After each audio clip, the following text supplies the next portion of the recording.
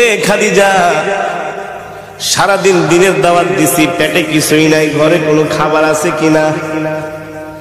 আম্মাজান খাদিজা বলে, ওগো প্রিয় স্বামী, আমাদের ওই যে ছোট একটা বকরি আছে, শুধু ওই বকরি থেকে সন্ধ্যাবেলা এক পেয়ালা দুধ দহন করে আপনার জন্য রেখেছি। আর পাশের বাড়ির মানুষ হাদিয়া হিসাবে আমাদেরকে 4টা খেজুর দিয়ে গেছে। আমি 2টো খেজুর খেয়ে 2টো খেজুর আর এক পেয়ালা দুধ প্রিয় স্বামীর জন্য রেখে দিয়েছি। আপনাদের কাছে আমার প্রশ্ন, সারাদিন না খাওয়া মানুষের কি এক পেয়ালা দুধে কি পেট ভরে, তৃপ্তি মিঠে? আম্মা জান আয়েশা রাদিয়াল্লাহু তাআলা আনহা আল্লাহর নবীর সামনে দুধের পেয়ালা হাজির করলেন। নবীজি অর্ধেক টুকুন দুধ খেয়ে অর্ধেক টুকুন দুধ আম্মা জানকে দিয়ে দিলেন। নবীজি একটা খেজুর খাইলেন, আরেকটা খেজুর আম্মা জানকে দিয়ে দিলেন। আম্মা জান বলে, ওগো প্রিয় স্বামী, 2টো খেজুরি আপনি খেয়ে ফেলেন। আল্লাহর নবী বলেন, না না না, আমি আমার হাত দিয়ে তোমাকে একটা খেজুর খাওয়াই দিব। আল্লাহু আকবার। এই কথা বলতে বলতে হঠাৎ করে নবীজির চোখ চলে যায় আম্মা জানের কাপড়ের দিকে। আম্মা জান যে কাপড় পরেছেন, ওই কাপড়ের মধ্যে এত তালি, এত তালি, এত তালি, এখন আর মনে হয় কাপড় ছিঁড়ে গেলে তালি দেওয়ার মতো জায়গা থাকবে না। সরকার দো আলম আম্মা জানের মুখের দিকে তাকায় বলে, খাদিজা, এ খাদিজা, 40 মণ স্বর্ণ নিয়ে আমাকে বিবাহ করলা, কতটা মাস হয়ে গেল, ঠিক মতো কোনোদিন ঘরের বাজারও করি না, বাজার সদাইও আনতে পারি না, না খায়া থাকো। আজকে দেখলাম তোমার কাপড়ের মধ্যে এতগুলো শিলি। ও খাদিজা, একবারও বাজারের জন্য বললা না, কোনদিন বললা না বাজারে যাচ্ছেন, বাহিরে যাচ্ছেন, কিছু খাবার নিয়ে এসেন, এই কথাও বললো না। আমার কাপড় ছিঁড়া গেছে, একটা কাপড় পর্যন্ত নিয়ে এসেন। খাদিজা রে, 40 মণ স্বর্ণ নিয়ে আমাকে বিবাহ করলা, এই সম্পদগুলো আমি কোন জায়গায় ব্যয় করলাম একবার কোনোদিন ডাক দিয়া জিজ্ঞেস করলা না? তোমার সম্পদগুলো আমি কোন কাজে ব্যয় করেছি? আম্মা জান খাদিজা বলে, গো আল্লাহর নবী, আমি জানি আমার কলিজার টুকরা স্বামী ওই সম্পদগুলো আল্লাহর রাস্তায় দান করে দিয়েছেন, এই জন্য আমার জিজ্ঞেস করার কোনো প্রয়োজন নাই। আল্লাহু আকবার। আম্মা জান বলে, ঠিক আছে বুঝলাম। আল্লাহর নবী বলে, বুঝলাম, কিন্তু তোমার গায়ের মধ্যে ছিঁড়া কাপড় তালি দেওয়ার মতো জায়গা নাই। এই কথাও তো কোনোদিন বললা না, একটা শাড়ি কিনে আনেন।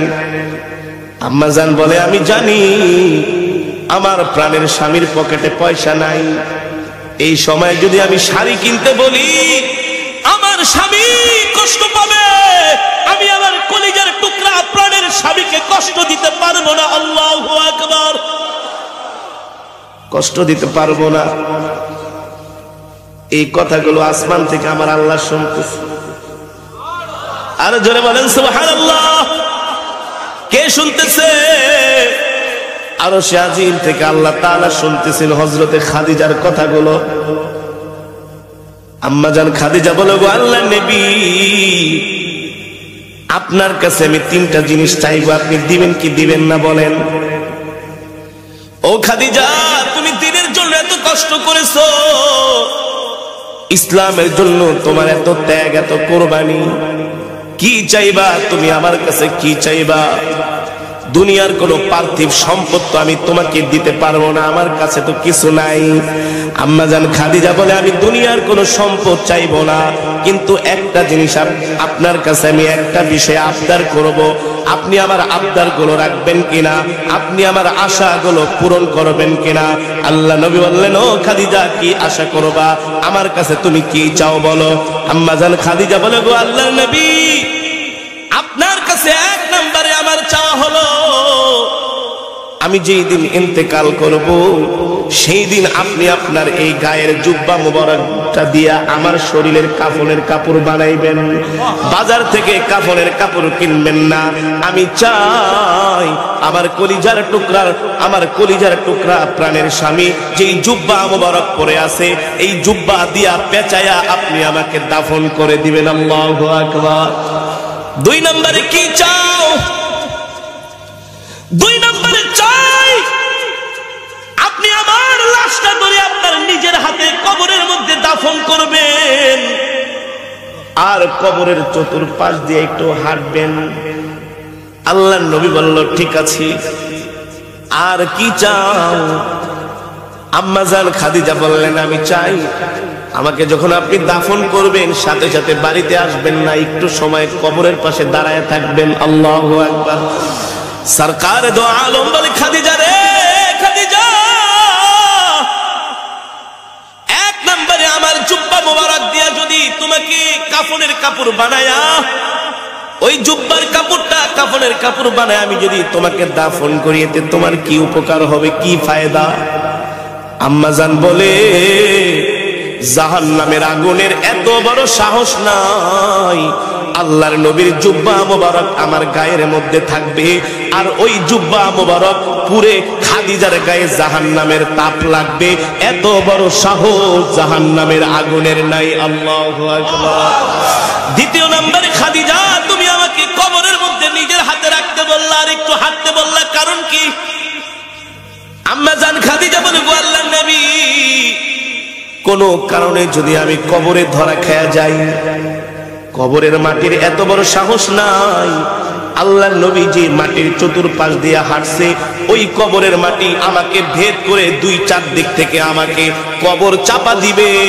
যেই জায়গায় আল্লাহর নবীর পা মোবারক পড়েছে ওই মোবারক পা মোবারকের জায়গা ভেদ করে মাটি এক পাশ থেকে আরেক পাশে যাবে, আরেক পাশ থেকে আরেক পাশে যাবে।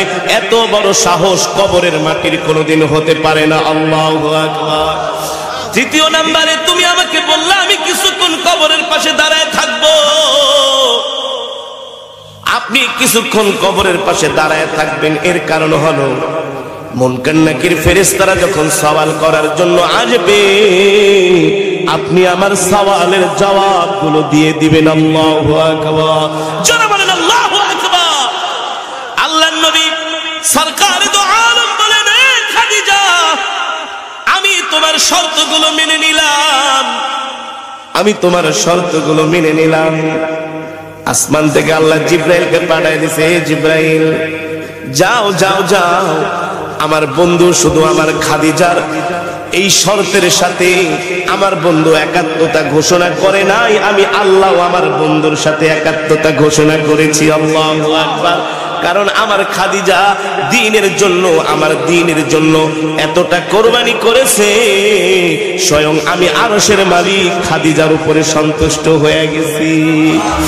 ঠিক আম্মা জান খাদিজা রাদিয়াল্লাহু তাআলা আনহা যখন ইন্তেকাল করলেন, আম্মা জানের কথা অনুযায়ী আল্লাহ তাআলা আমার নবী সব ব্যবস্থাগুলো করলেন। কিন্তু যখন আম্মা জানের লাশটা যখন কবরের মধ্যে শোয়ানো হলো, বারবার নবীজি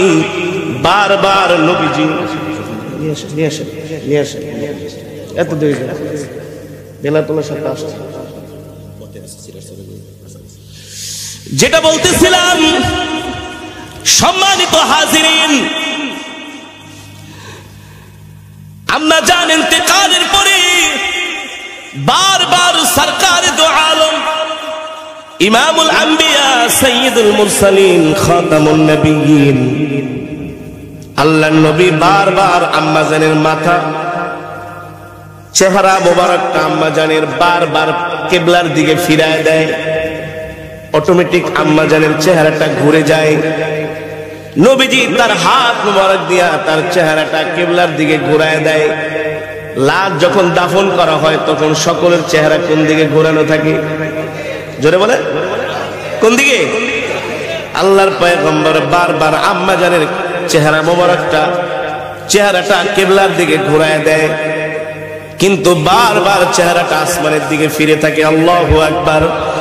1 বার 2 বার 3 বার হওয়ার পরে আল্লাহ তাআলা জিব্রাইলকে পাঠায় দিছে, ও জিব্রাইল আমার বন্ধুকে যায় বলো আমার খাদিজার চেহারাটা কিবলার দিকে ফিরবে না, আমার খাদিজার চেহারাটা আসমানের দিকে ফিরবে, কারণ স্বয়ং আমি আল্লাহ আরশে আজিম থেকে তাকায়া তাকায়া আমার খাদিজার চেহারাটা দেখব। আর জোরে বলেন সুবহানাল্লাহ। আম্মা জানের চেহারা দেখবে কে? জোরে বলেন কে? আল্লাহ দেখবেন। সম্মানিত হাজিরিন, এভাবেই আম্মা জান খাদিজাতুল কুবরা এভাবেই হয় নাই, দ্বীনের জন্য ত্যাগ স্বীকার করেছেন, কোরবানি করেছেন, ঠিক কিনা বলেন? সম্মানিত হাজিরিন, এ কারণে বলি মা বোনেরা, ইসলামের পথে দ্বীনের পথে যুদ্ধ জিহাদ সংগ্রাম দাওয়াত সব কিছু একাই যে পুরুষরা করবে এমন না, আপনাদেরও সহযোগিতা করতে হবে, আপনাদেরও কি সহযোগিতা করতে হবে। আম্মা জান খাদিজা, আম্মা জান আয়েশা রাদিয়াল্লাহু তাআলা আনহা, আল্লাহর নবীর যতগুলো স্ত্রী ছিল আমাদের আম্মা জানেরা ছিল, সবাই দ্বীনের জন্য নিবেদিত প্রাণ ছিল, ঠিক কিনা বলেন?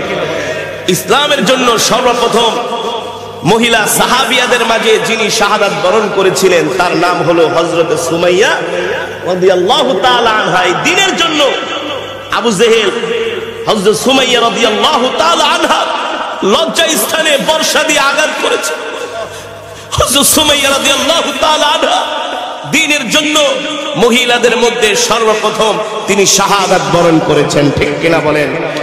সুতরাং এই কারণে বলতে চাই, মুসলমান, আল্লাহর নবী দ্বীনের জন্য জান মাল নিজের রক্ত দিয়েছেন, এমনকি উহুদের ময়দানে সরকারে দো আলম দান দান মোবারক শহীদ করেছেন।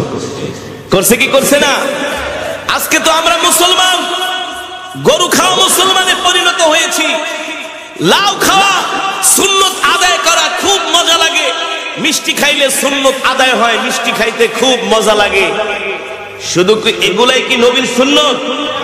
জোরে বলেন, এগুলাই কি নবীর সুন্নত? না, আল্লাহর জমিনে আল্লাহর দ্বীনকে প্রতিষ্ঠা করার কথা বলা এটাও রাসূলের সুন্নত, ঠিক কিনা বলেন?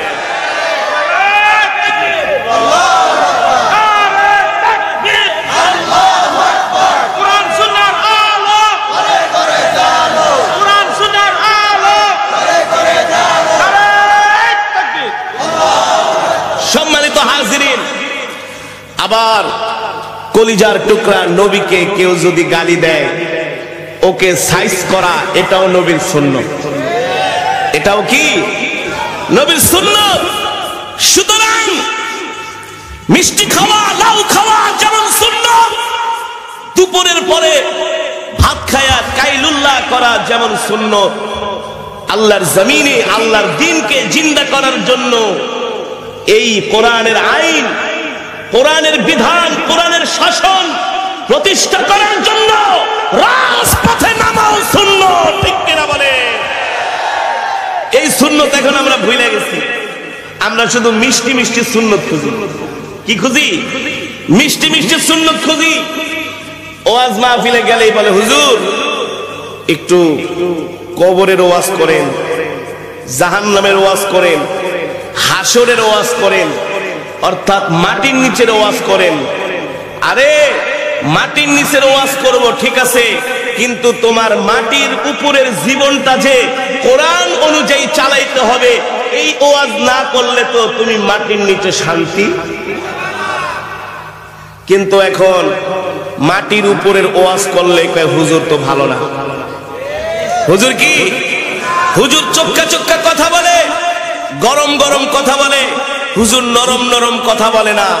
ইসলামে যেমন নরম আছে ইসলামে গরমও আছে, ইসলামে যেমন গরম আছে ইসলামে নরমও আছে।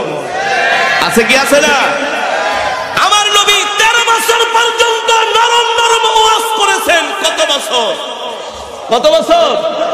13 বছর মাক্কি জীবনে শুধু নরম নরম ওয়াজ। এই আবু জেহেল চাচা আসেন না, কালেমা পড়ে মুসলমান হন। আবু জেহেলকে ভাতিজা যদি আকাশের চাঁদটাকে ফাটায় দিতে পারো তাইলে আমি কালেমা পড়ে মুসলমান হব, তাহলে বুঝবো তুমি আসলেই নবী।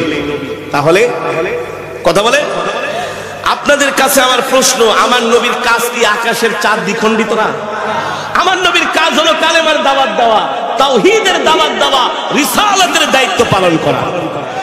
এই কথাগুলো আবু জেহেল শুধু বলতেন নবীজিকে কষ্ট দেওয়ার জন্য, বিপদে ফালানোর জন্য। এই সমাজের মধ্যে এখনো এমন কিছু মুসলমান আছে, দেখবেন কোন আলেমদের সাথে কোনো ঝগড়া লাগলে উদ্ধট একটা প্রশ্ন করে, যে প্রশ্ন কোনো বইয়ে নাই, কোনো কিতাবে নাই, কোনো সায়েন্সে নাই, কোনো আর্টসে নাই, মানে এই প্রশ্নটাই করে হুজুরকে একটু কি। আবার কোনো কিছু না পাইলে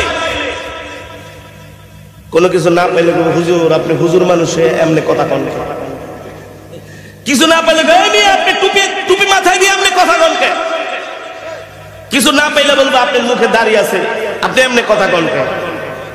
এই কথাগুলো শুধু বলে একজন মানুষকে উত্তপ্ত করার জন্য, বিরক্ত করার জন্য। ঠিক কিনা বলেন? ঠিক কিনা বলেন? একদিন আমি শাহবাগ থেকে যাত্রাবাড়ি আসতেছি, আরো 10-12 বছর আগে। ওই সময় তো লোকাল গাড়ি ছিল, মানে লোকাল গাড়ি। এখন তো ঢাকা শহরে একটু আপডেট হয়েছে, কিছু সিটিং টিটিং ভাড়া বের হয়েছে, এক সিটে একজনই নেয়, দাঁড়ায় দূরায় নেয় না। আগে তো এমন ছিল না। ছোটবেলায় ওই সময় তো কেবল নতুন মাদ্রাসায় পড়ি, এত কোরআন হাদিস পড়িও নাই। ঢাকা শহরে জন্ম, তো ওই ঢাকার পোলাপানের সাথে চলি। তো এক লোক আমারে দিছে ধাক্কা, আমি গেছি পইরা যে আর একজনের উপরে পড়ছি। ওই লোক আবার আমার এমন ধাক্কা দিছে, আমি 5 হাত দূরে পড়ে গেছি। আমার গায়ে মিয়া মাদ্রাসায় পড়ো, মাথায় টুপি, ধাক্কা দিলে কে? আমি ভাই আমাকে তো পিছন থেকে একজন দিছে। এই মিয়া একজন দিছে দেখে তুমি আমার উপরে পড়বা? আমি বলবে আমি তো আসলে দাঁড়ায় থাকতে পারি নাই। তো এক কথায় দুই কথায় গায়ে একেবারে টুপি খোলায় ফেলামু। হুজুর মানুষ, হ্যাঁ আচরণ বুঝো না, একবারে টুপি খুললাম একদম, কেবল দাড়ি অল্প অল্প উঠছে। এক কথা দুই কথা গায়ে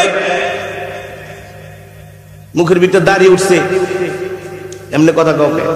আমি বলি ভাই আশেপাশের 10 জন মানুষকে জিজ্ঞেস করেন, আমি তো আপনাকে খারাপ কিছু বলি নাই, লিগেলি তো বলছি, আমি রং কিছু বলি নাই, তারপরও আমার উপরে চড়া। এক পর্যায়ে কয় বেশি কথা করলে একেবারে টুপি খুইলা দাড়িগুলা টান দিয়ে ছিঁড়া ফেলাম। এই কথা কওয়ার পর তো মানে আমার আর মাথা মাথা ঠিক নাই।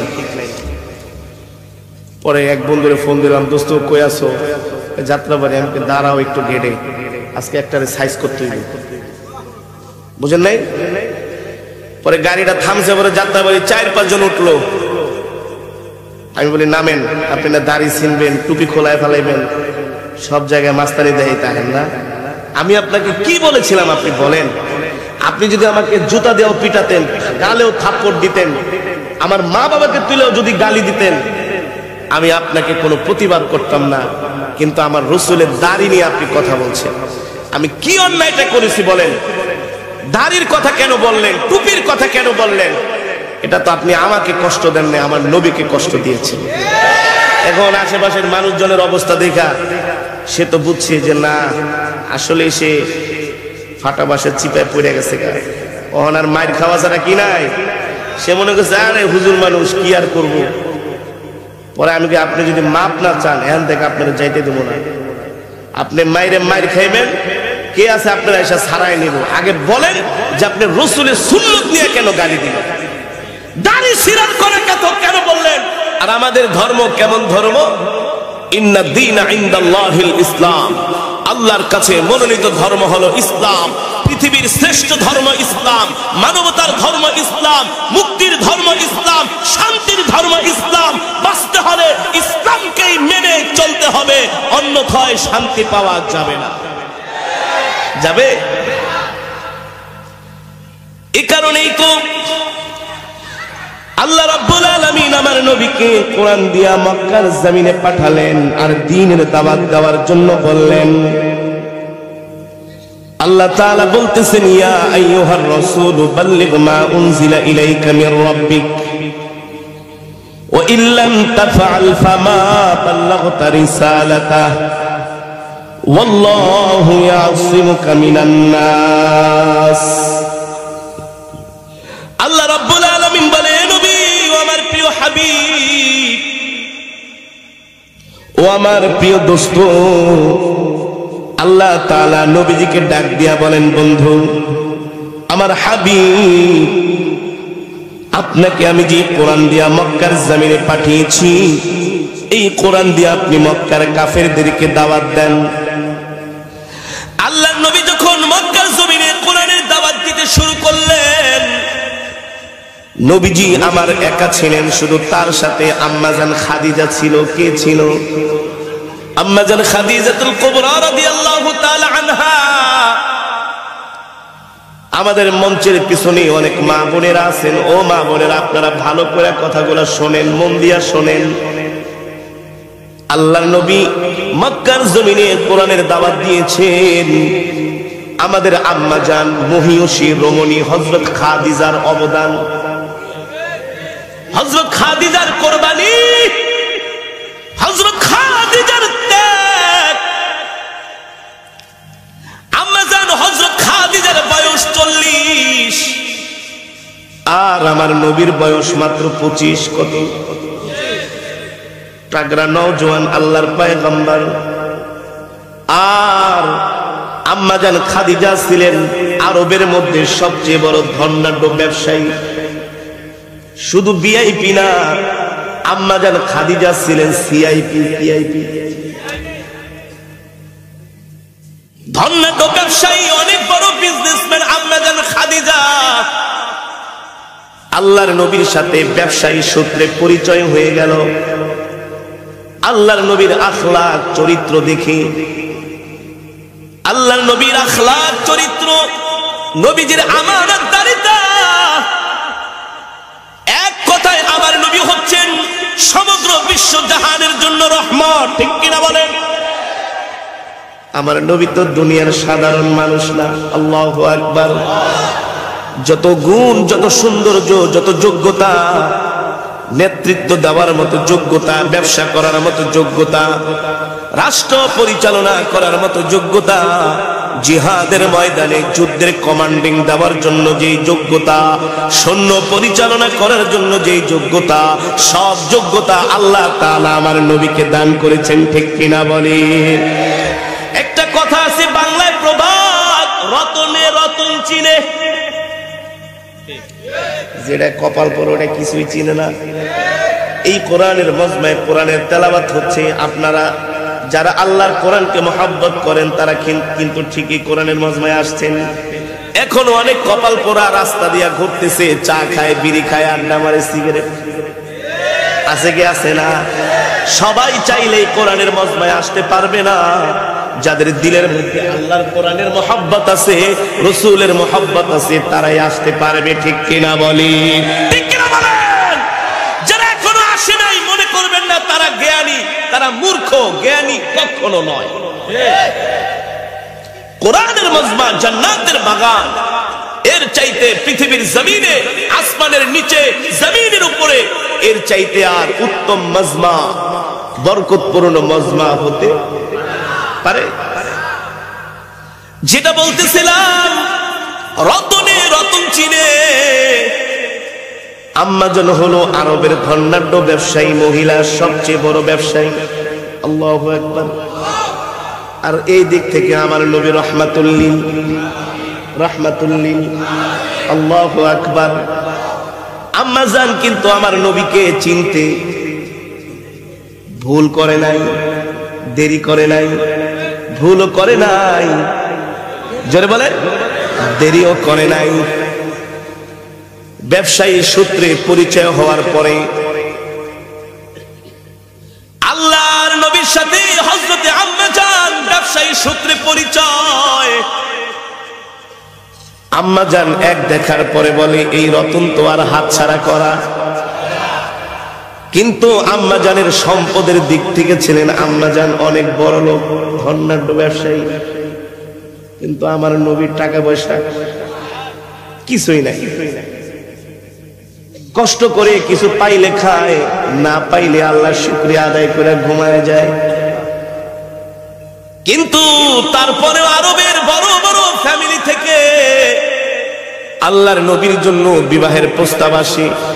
এই দিক থেকে আবার আম্মাজান আল্লাহর নবীকে বিবাহ করার জন্য চাচা আবু তালিবের কাছে প্রস্তাব পাঠায়। আল্লাহু আকবার। আবু তালিব ডাইকা বলে, ভাতিজা মুহাম্মদ, তোমার বিবাহের জন্য খাদিজা প্রস্তাব পাঠাইছি। ধনাঢ্য ব্যবসায়ী মহিলা, কি করবা? আমার নবী তাগড়া নওজোয়ান, কিন্তু আম্মা জানের বয়স 40। কত? কিন্তু আম্মা জানের বিয়ার প্রস্তাবের অভাব নাই, টাকা আছে, বংশ ভালো, কোন দিক থেকে কম না, ঠিক কিনা বলেন?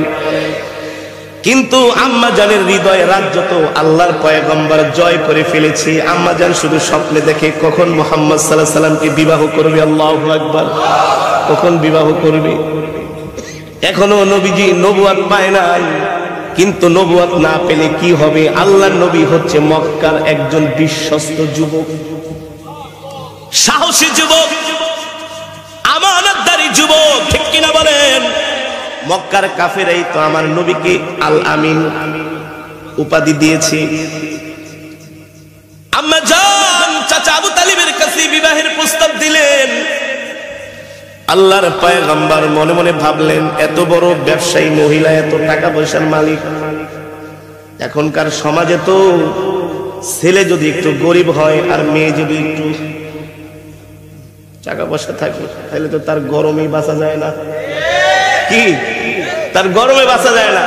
এই ঝগড়া লাগলে তোর কি আছে? আমার বাবার এইটা আছে, সেটা আছে, বলে কি বলে না? এই খাটে ঘুমাইছস, খাটও তো আমার বাবার টাকার কিনা। টেলিভিশন দেখো, চোখ উড়ে ফালামো, রিমোট দে, রিমোট দে। ঢাকার শহরে আমার এক ঘনিষ্ঠ ফ্রেন্ড, ডেমরায় বাড়ি, 10 কাঠা জায়গার উপরে নিজেদের মার্কেট আছে, বাড়ি আছে, কিন্তু নিজে কিছু করে না। তো জায়গা জমি দেখা মেয়ের বিবাহ দিয়া দিছে। এখন মেয়েরা তার চাইতে আরো বড় লোক। একদিন বাসায় গেলাম রাত্রবেলা, এক কথা দুই কথা ঝগড়া লেগে, তুমি আমার খাটে ঘুমাইবা না। খাটে ঘুমাইবা না? কয় আমার বন্ধু আসছে কারি আসার। তাহলে হ্যাঁ ঘুমা, তুই ঘুমাবি। মেয়েদের একটু সম্পদ বেশি থাকলে স্বামীকে দাম দিতে চায় না, স্বামীকে মর্যাদা দিতে চায় না, ঠিক কিনা বলেন? মেজরিটি পার্সেন্ট এই অবস্থা। 2-4টা ইল্লা মাশাআল্লাহ যদি বংশ ভালো থাকে তাহলে, এছাড়া কি পাত্তাই দেয় না। স্বামীকে গোলাম মনে করে, করে কি করে না? কিন্তু আম্মা জান ও মা বোনেরা শুনে রাখেন, স্বামীকে কেমন ভাবে শ্রদ্ধা করবেন, সম্মান করবেন, ভালোবাসবেন। স্বামীর পায়ের নিচেই কিন্তু আপনার বেহেশত, ঠিক কিনা বলেন? আল্লাহ তাআলা বলেছেন, নবীজি বলেছেন, এই দুনিয়ার জমিনে যদি আল্লাহর পরে আল্লাহ কাউকে সিজদা করার জন্য অনুমতি দিতেন, একজন স্ত্রী তার স্বামীকে সিজদা করার জন্য আল্লাহ অনুমতি দিতেন। স্বামী এমন এক নিয়ামত, রৌদ্রে পুড়ে বৃষ্টিতে ভিজে কষ্ট করে, কোনদিন কষ্টের কথা যে বাড়িতে বলে না। রিক্সা চালায়, রাস্তায় মানুষের থাপ্পড় খায়, একা একা বসে বসে কান্না করে, ঘরের স্ত্রীকে বলে না। স্ত্রী শুনলেও কষ্ট পাবে, ঠিক কিনা বলেন? সেই সকাল 8টায় বের হয়, রাত 12টা-1টায় বাসায় যায়, ঠিক মতো দুপুরবেলা খায় না, গোসলটাও করে না, রেস্টও নেয় না। শুধু স্ত্রী, পরিবার, ছেলে সন্তানের জন্য একজন বাবা, একজন স্বামী হাড় ভাঙা পরিশ্রম করে, করে কি করে না? ও মা, ও বোন, আপনার স্বামী হলো আল্লাহ তাআলার পক্ষ থেকে আপনার জন্য অনেক বড় নিয়ামত, ঠিক কিনা বলেন? এই কারণে আপনারা যারা স্বামী আছেন তারা আবার গিয়ার বাড়ায় দেন না। আপনাদের উচিত হলো স্ত্রীর সাথে সুন্দর আচরণ করা, কোমল ভাষায় কথা বলা, নরম ভাষায় কথা বলা, ঠিক কিনা বলেন?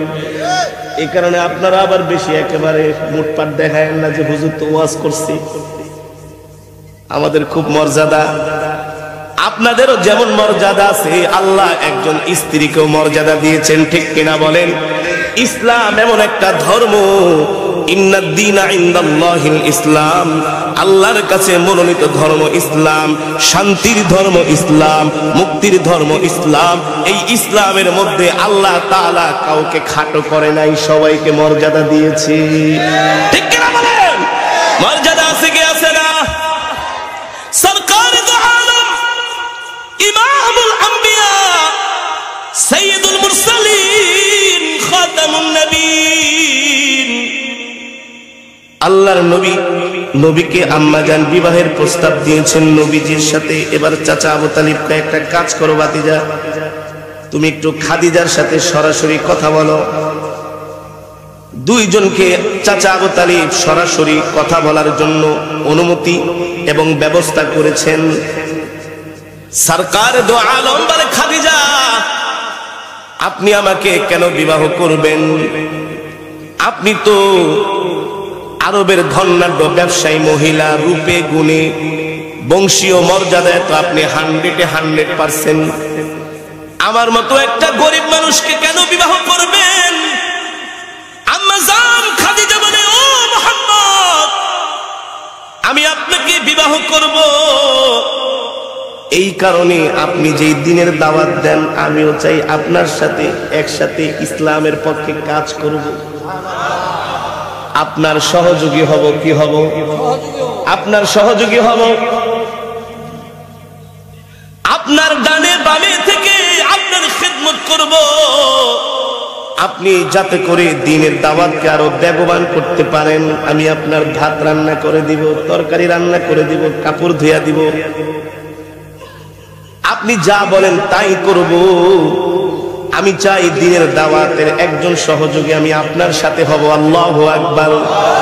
কেমন ছিলেন আম্মা জান খাদিজাতুল কুবরা? আল্লাহু আকবার। জোরে বলেন আল্লাহু আকবার। আল্লাহর পয়গম্বর আম্মা জান খাদিজাকে বিবাহ করলেন। বিবাহ করার পরে আম্মা জান খাদিজার যত সম্পদ ছিল কোন বর্ণনায় এসেছে সেই সময় আম্মা জান খাদিজা 40 মণ স্বর্ণের মালিক ছিলেন। কত বড় ভিআইপি চিন্তা করা যায়। আল্লাহু আকবার। কোন বর্ণনায় আসছেন এই সব সম্পদগুলো আল্লাহর নবীর হাতে আম্মাজান তুলে দিলেন, বলেন আজকে থেকে সম্পদের মালিক আমি না আপনি। এখন কি নবীজি এই টাকা পায় আইফেল টাওয়ার বানাইছি, টুইন টাওয়ার, বিশাল আলিশান বাড়ি, মার্সিডিজ গাড়ি, সম্পদ পায়া নবীজি আর কোনো কথা নাই, শুধু দুই হাতে গরিবদেরকে বিলাচ্ছি। এতিমের মাঝে অনাহায়, অসহায়দের মাঝে, অনাথের মাঝে শুধু বিলায় দিতেছেন। সম্পদ এমন ভাবে বিলাচ্ছেন, সম্পদ বিলাইতে যায় আল্লাহর নবী ঘরের বাজারটা পর্যন্ত ঠিক মতো করে না, ব্যস্ত সময় পায় না, শুধু দিনের দাওয়াত। আর গরিব মানুষকে সম্পদ আর সম্পদ দাওয়াত দেওয়ার জন্য ঘর থেকে বের হয়ে যায়। রাত 10টা 11টা বাজে নবীজি ঘরের মধ্যে যায়, একটা টোকা দেয়, দেখে আম্মা জান এক টোকায় ঘরের দরজা খুলে দেয়। আমাদের আম্মা জান কত ভালো ছিল। আল্লাহু আকবার। নবীজির স্ত্রীরা কিন্তু আমাদের মা, আমাদের কি আম্মা জান। আল্লাহু আকবার। আমাদের মা আম্মা জান আয়েশা সিদ্দিকা কিন্তু আমাদের মা। আল্লাহর পয়গম্বর আমাদের রূহানি পিতা। আল্লাহু আকবার। এক টোকা দেয় আম্মা জান, ঘরের দরজা খুলে দেয়। এমন একদিন, 2 দিন, 3 দিন না, যখন আসে তখনই খুলে দেয়। নবীজি একদিন জিজ্ঞেস করে, খাদিজা রাত গভীরে আসি, ঘরের দরজা একবার নক করি, সাথে সাথে খুলে দাও, তুমি কি রাত্রবেলা ঘুমাও না? আম্মা জান বলে, ওগো প্রিয় স্বামী, আপনি যখন ঘরের বাইরে থাকেন আমি জানি মক্কার কাফেরেরা আপনার বন্ধু না, আপনার শত্রু। কোন সময় কোন কাফের আমার কলিজার টুকরা স্বামীর উপরে না জানি কোন শত্রুতা আমি করে আমার স্বামীকে কষ্ট দেয়। এত শত্রুর মাঝে আপনি দিনের দাওয়াত দেন, আপনাকে বাইরে রেখে আমি খাদিজা কিভাবে ঘুমাই? আপনি সারাদিন হাঁটেন, দিনের দাওয়াত দেন, পরিশ্রম করেন, রাত্রবেলা ঘরে আসেন, দরজার মধ্যে যদি একবার দুইবার তিনবার নক করেন, আমি যদি না খুলি আপনার কষ্ট হবে। এই কারণে আমি খাদিজা ঘরের দরজার সাথে ট্যাক লাগায় লাগায় ঘুমাই, যাতে করে একবার দরজা নক করলে আমি সাথে সাথে খুলে দিতে পারি। আল্লাহু আকবার, আর যারা বলেন আল্লাহু আকবার। কেমন ছিলেন আমাদের আম্মা জান খাদিজা? ঠিক এভাবে করে একদিন দুই দিন না, মাসের পর মাস চলতে লাগলো চলতে লাগলো। হঠাৎ করে একদিন নবীজি রাত্রবেলা ঘরে আসছে, আম্মা জান ঘরের দরজা খুলে দিছে। ওলীদ ইবনে মুগিরা, ওলীদ ইবনে মুগিরা যদি আমাকে গালি দেয়া থাকে, শুধু গালি দেয় না, বলছে আপনি নাকি পাগল। আল্লাহ নবীকে যায় বলো ওলীদ ইবনে মুগিরার জন্মের মধ্যে সমস্যা আছে। শোনেন, কিছু মানুষ আমাদের আলেমদেরকে তালিম দেয়, হুজুর আপনার এত গরম কে? আমরা খুব নরম আবার খুব গরম। ইসলামের বিরুদ্ধে, নবীর সুন্নত, নবীকে গালি দিলে ওই সময় আর নরম থাকার কোনো সুযোগ নাই। সাবধান, সব জায়গায় কম্প্রোমাইজ করা, সব জায়গায় কম্প্রোমাইজ, সব জায়গায় কম্প্রোমাইজ করতে গেলে নিজের আত্মমর্যাদাই থাকে না। থাকে আপনার বাবাকে যদি গালি দেয়, সেই জায়গায় কি আপনি কম্প্রোমাইজ করবেন? করবেন? পৃথিবীতে এমন কোন সন্তান নাই বাবা মাকে গালি দিলে কম্প্রোমাইজ করে। বাবা মার চাইতো আরো নবীকে ভালোবাসতে হবে। হবে কি হবে না? এই জায়গায় আপনি আমাকে কি লজিক দেখাবেন, কি ভদ্রতা শিখাবেন? আমার নবী হচ্ছে এই পৃথিবীর সর্বশ্রেষ্ঠ ভদ্র। ভদ্র আলেমরাও ভদ্র, আমরাও ভদ্র, আমরা সব জায়গায় ভদ্র। কিন্তু ইসলামের বিরুদ্ধে, নবীর বিরুদ্ধে কথা বললে সেই সময় আর ভদ্রতা দেখানোর কোনো সুযোগ নাই।